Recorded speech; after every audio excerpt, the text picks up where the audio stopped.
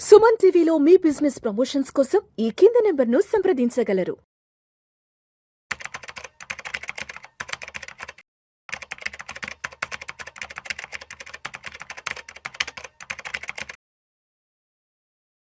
Sir Giribabu గారు నమస్తే sir. నమస్తే అండి. Welcome to Suman TV and welcome to Vishnu talks. Thank you sir Giribabu గారు, రీసెంట్గా పూణేకి చెందిన ఒక సాఫ్ట్వేర్ ఎంప్లాయీ, ఒక టెక్కి తనకున్నటువంటి ఆర్థిక కష్టాలను గురించి, తనకున్నటువంటి ఆర్థిక బాధల గురించి, తనకున్నటువంటి ఈఎంఐల బర్డన్ గురించి లింక్డ్ఇన్లో ఒక పోస్ట్ చేశాడు. అంటే తను ఎలా స్ట్రగుల్ అవుతున్నాడు, ఏంటి, తనకు ఎంత సంపాదన వస్తుంది, తన సంపాదన తనకు ఏ విధంగా సరిపోవట్లేదు అన్న కోణంలో తన బాధను లింక్డ్ఇన్లో వ్యక్తపరిచాడు. ఒకసారి చదువుతాను తను ఏం రాశాడు. నెలకి 90,000 రూపాయల జీతం వస్తుంది, 15 లక్షల రూపాయల అప్పు ఉంది, నిర్లక్ష్యంగా ఖర్చు చేయకపోయినా అప్పుల ఊబిలో పూణే ఉద్యోగి, తండ్రి ఆపరేషన్ కోసం 5 లక్షల లోను, ఈఎంఐలు, నెలవారీ ఖర్చులు ఆదాయాన్ని మించాయి, క్రెడిట్ కార్డు బకాయిలు, మరో లోన్తో మరింత భారం, 3 ఏళ్లలో 15 లక్షలకు చేరిన అప్పుల ఈఎంఐలకే జీతంలో 57% అంటూ కూడా లింక్డ్ఇన్లో ఆయనకి సంబంధించిన ఏదో బాధను వ్యక్తీకరిస్తూ ఆర్టికల్ వచ్చింది. సార్, ఇప్పుడు మనకు వస్తున్న జీతాన్ని బట్టి మనం ఈఎంఐలు అనేవి, ఈ లోన్స్ ఈఎంఐలు అనేవి ఎంత శాతం పెట్టుకోవాలి? అంటే ఒక ఉద్యోగికి నెలకి 1,00,000 రూపాయల జీతం వస్తుందంటే అతను ఎంత ప్రపోర్షనేట్ వరకు తను ఈఎంఐ పెట్టుకోవాలి? ఒక 2 లక్షల రూపాయల జీతం వస్తుందంటే ఎంత మేర లోపల ఈఎంఐలు పెట్టుకోవాలి?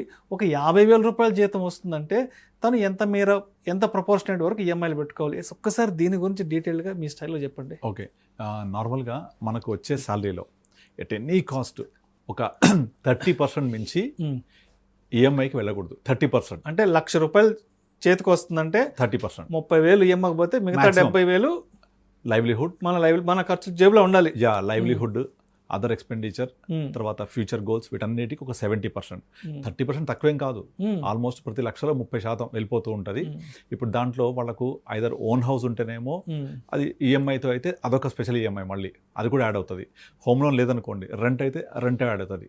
కనుక ఈ హోమ్ లోన్ అయితే ఏంటి, అన్నీ కలిపి 30 నుంచి మ్యాక్సిమం అంటే ఒక 40%, అంతమించి వెళ్ళకూడదు.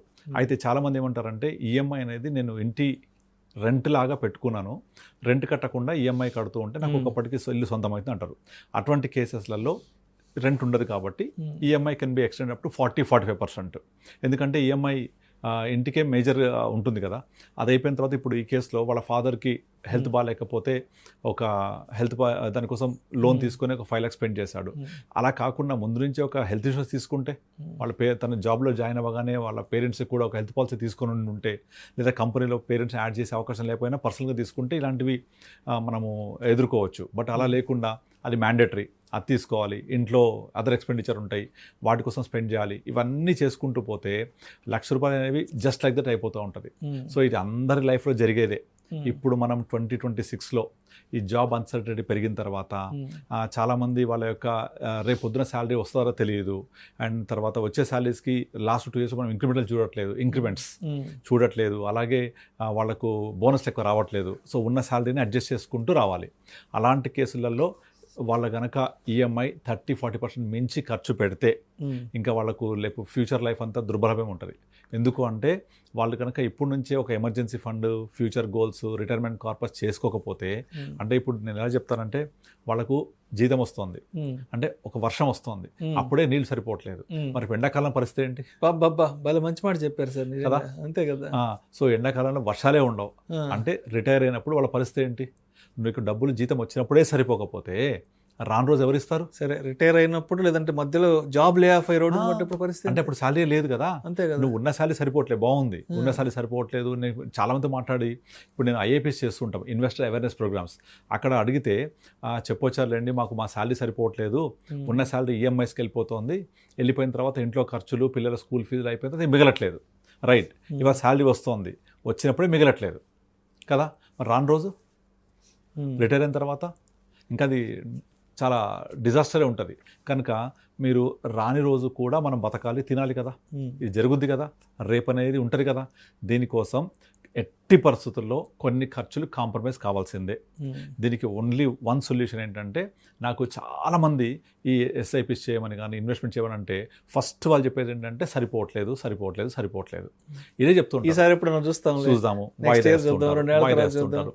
అలా వాయిదా వేస్తూ పోతే నీకు శాలరీ వచ్చిన రోజే సరిపోకపోతే రాని రోజు చాలా అసలు దారుణంగా ఉంటుంది, మనం ఊహించలేము కూడా. కనుక ఎట్టి పరిస్థితుల్లో ప్రతి ఒక్కళ్ళు కూడా వాళ్ళ బడ్జెట్ని పేపర్ మీద రాసి వైఫ్తో కూర్చొని, లేదా వైఫ్ అయితే హస్బెండ్తో కూర్చొని నాకు ఎంత డబ్బులు మిగులుతున్నాయి, ఎంత వస్తుంది, దీనికి ఎంత మనము కేటాయింపులు చేసుకోవాలి. మనం చిన్నప్పుడు చాలా సినిమాలు చూస్తూ ఉంటాం, ఒక జాడీలాగా పెట్టుకొని అందులో డబ్బులు వేస్తూ ఉంటుంది, చదువు కోసము, ఇది వేరే పెళ్లి కోసం వేస్తూ ఉంటారు డబ్బులు. ఎంత బ్యూటిఫుల్ ఫైనాన్షియల్ ప్లానింగ్ అది. ఇంకా ఎట్టి పరిస్థితుల్లో చదువు కోసం వచ్చిన డబ్బులు చదువుకే ఉపయోగిస్తారు వాళ్ళు. అంటే చదువు అనేది ఎట్టి పరిస్థితుల్లో ఆగదు, ఫిక్స్ అయిపోయింది. నెక్స్ట్ పెళ్లి కోసం పక్కన పెట్టేస్తే పెళ్లి ఖర్చులు వాడుకుంటూ ఉంటారు. అది ఉన్న డిసిప్లిన్ పోయింది ఇప్పుడు. అంత యూపీఐ పేమెంట్స్ వచ్చేసినాయి, నెట్ బ్యాంకింగ్ వచ్చేసింది, ఫిజికల్ క్యాష్ టచ్ ఎక్కువైపోయింది. అండ్ ఇంకొకటి ఏంటంటే, బ్యాంకులు కూడా విపరీతంగా ఆఫర్లతోటి ఉరిస్తూ ఉంటాయి. మీకు చాలా బ్యాంక్స్ ఉంటాయి, చాలా ఎన్బిఎఫ్సీలు ఉంటాయి. మీకు తక్కువ లోన్ అని, అదని, తర్వాత క్రెడిట్ కార్డులో స్వాపింగ్ లోన్ అని, ఆ కార్డులో లోన్ ఈ కార్డుతో కట్టండి అని, మనకి లోన్లు ఇవ్వడం అనేది చాలా ఈజీ చేసి పడేసాయి. అంటే చెప్పండి, కోవిడ్ తర్వాత నుంచి అసలు క్రెడిట్ కార్డులు రావడం అన్నా, లోన్లు రావడం అన్నా చాలా ఈజీ ప్రాసెస్ అయిపోయింది. 25,000 ఉద్యోగం ఉన్నా చాలు, 25,000 జీతం వస్తే చాలు, 2-3 లక్షల లోన్లు ఇస్తామని ఫోన్ చేస్తున్నారు. ఎందుకంటే వాళ్ళకి అది బిజినెస్, అది వాళ్ళ బిజినెస్. అది అన్సెక్యూర్డ్ లోన్స్. సిబిల్ ఇప్పుడు చాలా పర్ఫెక్ట్ వర్క్ చేస్తుంది. ఎవరైనా కనుక పొరపాటున కనుక లోన్ కట్టకపోతే సిబిల్ ఎఫెక్ట్ అయిపోతే వాడికి ఫర్దర్గా ఇంకా డిజాస్టర్ ఉంటుంది. అది మర్చిపోయి కూడా చాలామంది ఈ రోజు పరిస్థితి ఏంటి అని చేస్తుంటారు. ఇప్పుడు చాలామంది ఇన్వెస్ట్మెంట్ చేయడంలో కూడా కొన్ని రకాల ట్రెండింగ్ ఇన్వెస్ట్మెంట్స్ అంటే, ఇప్పుడు ప్రజెంట్ క్రిప్టో కరెన్సీ బాగా వెళ్తోంది, మా ఫ్రెండ్ కొన్నాడు, అందులో ఇన్వెస్ట్ చేయి. P2P లోన్స్ అని ఉంటాయి, పియర్ టు పియర్. అది ఇంకా దారుణం. ఎవరైనా డిఫాల్ట్ అయితే మొత్తం పోతాయి అన్నీ కూడా. అసలు అలాంటి రిస్కీ ఇన్వెస్ట్మెంట్స్, ఎందుకంటే రీసెంట్ రిటర్న్స్ని బై చేస్తూ ఉంటారు వీళ్ళు. రీసెంట్ రిటర్న్స్ అంటే, ఒక మావాడు పెట్టాడు వచ్చింది, పలానా స్మాల్ క్యాపిటల్ పెట్టాడు వచ్చింది, లాస్ట్ 3 years పెట్టాడు వచ్చింది, మన నెక్స్ట్ ఇయర్స్ రాదు కదా. అలాగే ఇన్వెస్ట్మెంట్స్ కూడా అన్నీ కూడా ఇంపల్స్ బయింగ్ ఉంటుంది. అలాగే ఇప్పుడు లోన్స్ కూడా అసలు పక్కోళ్ళకి ఏదో వాళ్ళు మంచి నగలు కొనుక్కున్నారనో, కారు కొనుక్కున్నారో, నేను కొనుక్కోవాలి, గో ఫర్ ఈఎంఐ. ఇక ఈఎంఐ వెళ్తూ ఉంటే ఎట్టి పరిస్థితుల్లో ఒకటి తర్వాత ఒకటి వస్తూనే ఉంటాయి. ఇంకోటి, ఈ ఇన్వెస్ట్మెంట్స్ అంతా దేని మీద చేస్తారు? Unproductive expenditure. అండ్ ఇవన్నీ కూడా వస్తువుల మీద చేస్తారు, which has a depreciation value. అంటే ఒక కార్ కొన్నా, ఫోన్ కొన్నా, ఇంకేదైనా డిప్రిషియేట్ అవుతుంటుంది కదా. దాని ఒక లైఫ్ టైం ఒక 5 years 6 years అంతే. మొబైల్ అయితే 3 years అయిపోగానే మళ్ళీ కొత్తది కావాలి, మళ్ళీ స్టార్ట్. ఇక నో ఎండ్ ఇది. సార్ గిరిబాబు గారు, చాలామంది ఎలా ఉంటారంటే, నేను చాలామందిని చూశాను సార్, ₹1,00,000 జీతం వస్తుంటే 70,000-80,000 రూపాయలు ఈఎంఐలు కడుతుంటారు. ఎగ్జాక్ట్లీ. అంటే ఎలా ఉంటుందంటే, బ్యాంకులకి ఈఎంఐలు కట్టడం కోసం వీళ్ళు హైదరాబాద్కు వచ్చి కష్టపడి జాబులు చేయాలి. ఊరి నుంచి ఇక్కడ ఏదో బ్రతుకు తెరువు కోసం ₹4 సంపాదించుకోమని వస్తారు. వాళ్ళు ₹1,00,000 జీతం సంపాదించుకుంటుంటారు. 70,000-80,000 ఈఎంఐలకు పోతే ఆ 20-30,000తో ఎలా నెక్స్ట్ లైఫ్ ఎలా లీడ్ చేస్తారు? అసలు ఏ మాత్రం కూడా ఈ రోజు గడిస్తే చాలు, రేపటి సంగతి దేవుడు ఎరగనట్టు బిహేవ్ చేస్తుంటారు. చాలా తక్కువ మంది దగ్గర డిసిప్లిన్ అనేది, ఫైనాన్షియల్ డిసిప్లిన్ మిస్ అవుతోంది. ఎట్టి పరిస్థితుల్లో మనకు వచ్చే శాలరీలో నుంచి ఖర్చులు తీసేసిన తర్వాత రిమైనింగ్ ఎట్టి పరిస్థితుల్లో కొంత ఎమర్జెన్సీ ఫండ్, ఒక హెల్త్ ఇన్సూరెన్స్, ఒక లైఫ్ ఇన్సూరెన్స్, ఫ్యూచర్ గోల్స్కి కొంత కేటాయింపులు, ఇవి కనుక ప్రాపర్ డిసిప్లిన్గా చేసుకోకపోతే they are actually planning to fail. అంతే. మనం కనుక ప్రాపర్గా ఉండడానికి ప్లాన్ చేయకపోతే అది ఇంప్రాపర్కి ప్లానింగ్ అవుతానే ఉంటుంది. అంటే మన యొక్క ఫైనాన్షియల్ డిసిప్లిన్ బాగలేకపోతే ఫైనాన్షియల్ యొక్క పతనానికి దారితీస్తూనే ఉంటుంది. మనం చాలా చూస్తూ ఉంటాం కదా, ఒకటి పోయి ఒకటి, ఈ లోన్ తీర్చబోయి ఇంకో లోను, తీర్చిపోయి ఇంకో లోను. ఇంకొకటి ఏంటంటే, ఇప్పుడు ఈ రియల్ ఎస్టేట్ జాడ్యం కూడా మెయిన్గా చాలామంది ప్లాట్స్ కొనేస్తూ ఉంటారు. ఎట్లా? లోన్ తీసుకొని, ఇవాళ కొనకపోతే రేపు ధర పెరిగిపోతుంది అని చెప్పేసి, ఇవాళ కొనకపోతే రేపు నాకు దొరకదు అక్కడ అని చెప్పేసి, నేను ఇల్లు కట్టుకోవాలనుకుంటున్నాను అక్కడ పలానా చోట. Okay, everything is good. కానీ మనం కొనే ప్లాట్ ఏ రేంజ్ పెరుగుతుంది, మన లోన్ రేట్ ఆఫ్ ఇంట్రెస్ట్ ఎంత, ఈ ప్లాట్కి కొనడానికి కట్టే టోటల్ ఈఎంఐ ఎంత అవుతుంది, సో ప్లాట్ ఇవాళ కాస్ట్ ఎంత, నువ్వు కట్టిన తర్వాత, లోన్ కట్టిన తర్వాత నీకు పడే రేట్ ఎంత, ఫ్యూచర్లో 10 years తర్వాత కొంటే దాని ప్లాట్ ఎంత పెరుగుతుంది, అలా లెక్కేసుకుంటే అసలు రక్తం వస్తుంది కళ్ళెం బాటి. ఎందుకంటే చాలామంది చూస్తుంటాను, ఇప్పుడు చాలామంది నేను 5-6 lakhs కొన్నా అంటారు. బట్ 5-6 lakhs ఉన్నాయంటే లేవు, లోన్ పెట్టుకున్నాం, లోన్ ఎంత కడతావు, డబల్ అయిపోద్ది లోన్. అది అవునా?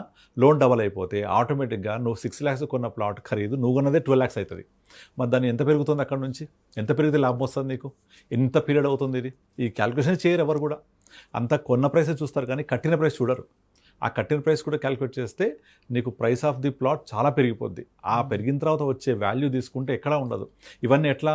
సొంత డబ్బులు ఉంటే ఓకే, అప్పులతోటి, ఈఎంఐలతోటి. క్రెడిట్ కార్డు ఉంది అంటే ఇక అదొక ఫ్రీ లోన్ లాగా ఫీల్ అయిపోతారు, అదొక ఇన్వెస్ట్మెంట్ లాగా ఫీల్ అయిపోతుంటారు. But credit card is a burden. Credit card అనేది లోన్ అది ఒక ఇన్వెస్ట్మెంట్ కాదు. అది క్రెడిట్ కార్డు గీకేటప్పుడు ఒక మంచి ఇదిగా ఫీల్ అయిపోతూ ఉంటారు, కానీ కట్టేటప్పుడు చుక్కలు కనపడతాయి. అండ్ దాంట్లో మళ్ళీ 45 days అయిపోయిన తర్వాత దానికి మళ్ళీ కొన్ని ఆఫర్లు ఇస్తాడు వాడు, ఫ్లెక్సీ ఈఎంఐ అని చెప్పేసి, దాన్ని వాయిదా వేస్తూ ఉంటారు. అసలు ఎంత డిజాస్టర్ అంటే ఫైనాన్షియల్ డిసిప్లిన్ లేకపోవడం వల్ల ఇలా వచ్చే జీతాన్ని డిఫరెంట్ ప్లేసెస్లో స్కాటర్ చేసి ఆ వచ్చే ఆ ₹1,00,000 నెల రోజుల లోపల మొత్తం అయిపిచ్చేసి మళ్ళీ ఎప్పుడప్పుడు 1st తారీఖు వస్తుందని చూస్తూ ఉంటారు. అమ్మో 1వ తారీఖు వచ్చిందంటే అయిపోతూ ఉంటారు. సార్ ఇప్పుడు 25,000 30,000 వచ్చేవాళ్ళు సరే 1వ తారీఖు ఇప్పుడు అన్నట్టుగా చూస్తే అర్థం ఉంటుంది. అర్థం ఉంటుంది. 2 లక్షలు వచ్చేవాడు 3 లక్షలు వచ్చేవాడు కూడా పెరిగిపోతున్నాయి, ఖర్చులు పెరిగిపోతున్నాయి, లైఫ్ స్టైల్ ఎక్స్పెన్సెస్ పెంచేసుకుంటున్నారు. బికాజ్ ఆఫ్ షో ఆఫ్ అంతే చూపించుకోవాలి. దానివల్ల ఆ డిసిప్లిన్ మిస్ అయిపోతుంది. సో వాళ్ళు ఆ డిసిప్లిన్ మిస్ అవ్వడం తోటి ఆ ఫ్యూచర్ గోల్స్ ప్లాన్స్ లేకపోతే ఒక్కసారి కనుక పతనం స్టార్ట్ అయ్యి ఊబిలో దిగితే ఇక ఒకటి దిగిపోతూనే ఉంటారు. మనం ఊబిలో దిగితే ఫస్ట్ శరీరం సగం భాగం పోతుంది, తర్వాత కాళ్ళు చేతులు అన్నీ పోతూనే ఉంటాయి. ఇక బయటికి రావడం చాలా కష్టం. ఈ పరిస్థితిలో పొరపాటున జాబ్ పోయింది, పొరపాటున జాబ్ జీతం రావట్లేదు, ఇమాజిన్ ఎంత వర్స్ట్గా ఉంటుందో. కనుక ఇది మనం చెప్తుంటేనే ఎంత ఇదిగా అనిపిస్తుంది.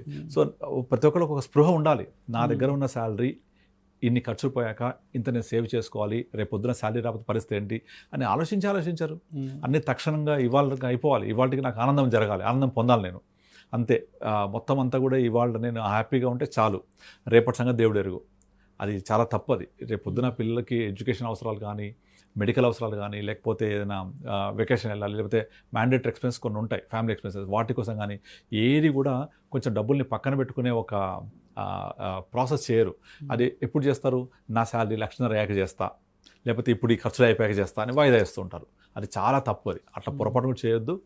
ఇప్పుడు ఈ టెక్కీస్ మీరు చెప్పిన ఎగ్జాంపుల్ అదే పరిస్థితి. ఉన్న ₹1,00,000 అన్ని అప్పులా, అన్ని ఈఎంఐలా.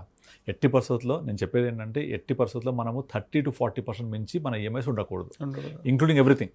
హోమ్ లోన్ అవ్వచ్చు, ఇంకోటి అవ్వచ్చు, అన్ని కలిపి 30% to 40% లోపల అడ్జస్ట్ చేసుకోవాలి దాన్ని. ఆ 40% దాటనేయకుండా చూసుకుంటే రిమైనింగ్ 60%లో ఒక 40% బేసిక్ నీడ్స్ ఎక్స్పెండిచర్ అయిపోతే ఒక 20% ఫ్యూచర్ కోసం సేవింగ్ చేయాల్సిందే. 40-40-20 ఈ ఫార్ములా ఫాలో అవుతే డెఫినెట్లీ మనము ప్రాపర్గా ఫైనాన్స్ ప్లానింగ్ చేసుకోవచ్చు. Right sir. Thank you sir. Thank you so much Giribabu. Thank you అండి.